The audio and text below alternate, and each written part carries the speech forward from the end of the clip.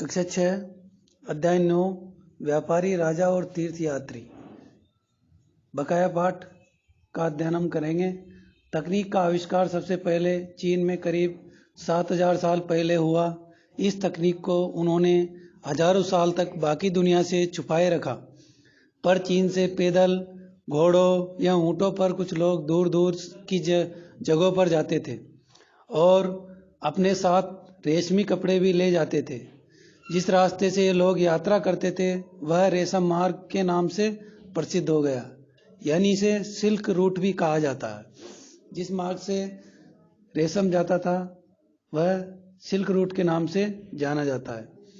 कभी कभी चीन के शासक ईरान और पश्चिमी एशिया के शासकों को उपहार के तौर पर रेशमी कपड़े भेजते थे। यहाँ से रेशम के बारे में जानकारी और भी पश्चिम की ओर फैल गई।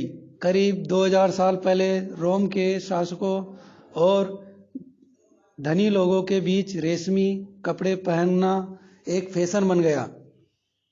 इसकी कीमत बहुत ही ज़्यादा होती थी, क्योंकि चीन से इसे लाने में दुर्गम पहाड़ियों और रेगिस्तानी रास्तों से होकर जाना पड़ता था।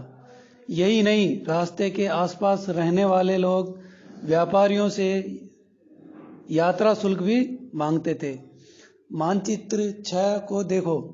इसमें सिल्क रूट तथा उनकी शाखाओं को दिखाया गया है। कुछ शासक इनके बड़े बड़े हिस्सों पर अपना नियंत्रण करना चाहते थे, क्योंकि इस रास्ते पर यात्रा कर रहे व्यापारियों से उन्हें कर, शुल्क तथा तोहफों के जरिए लाभ मिलता था।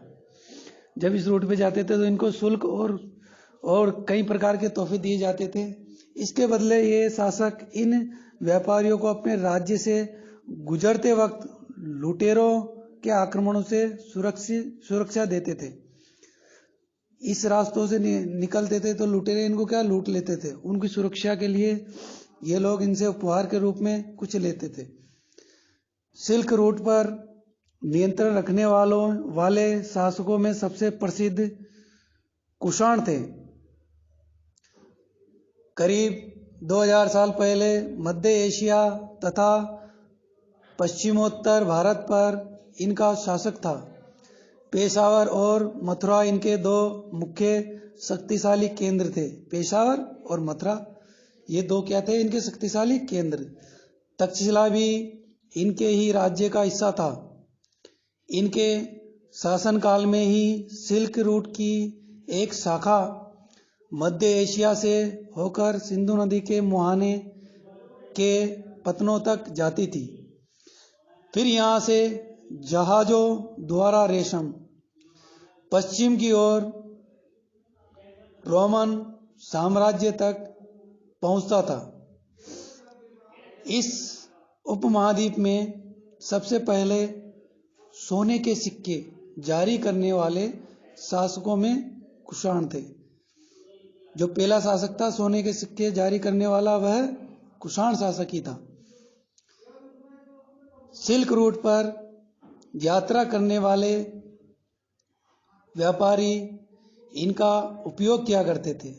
जो व्यापार के रूप में जो धन दिया जाता है वह सोने के सिक्के होते थे। इसमें इनका उपयोग किया जाता था व्यापार में। सिल्क रूट पर गाड़ियों का उपयोग क्यों कठिन होता होगा? चीन से समुद्र के रास्ते भी रेशम का निर्यात होता था। मानचित्र 6 में इसे ढूंढो। समुद्र के रास्ते रेशम भेजने में क्या सुविधाएं और क्या समस्याएं आती थी? समुद्र रास्तों से भेजने में अनेक प्रकार की समस्या आती थी, क्योंकि समुद्री डाकू इन्हें लूट लेते थे और समुद्र में मौसम खराब होने के कारण भी इनको थोड़ा समय अधिक लगता था। इसलिए इन्हें अनेक प्रकार की समस्या आती थी।